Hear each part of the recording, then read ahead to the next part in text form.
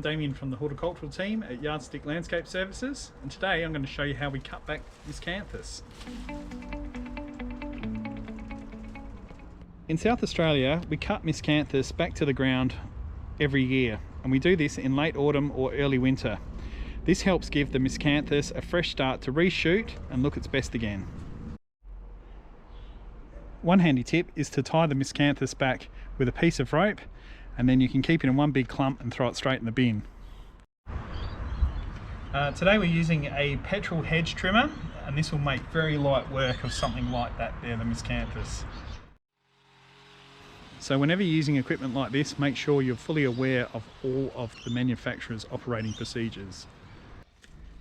If we don't need to cut them back to the ground, you can keep them looking their best by getting rid of any of the older or damaged leaves.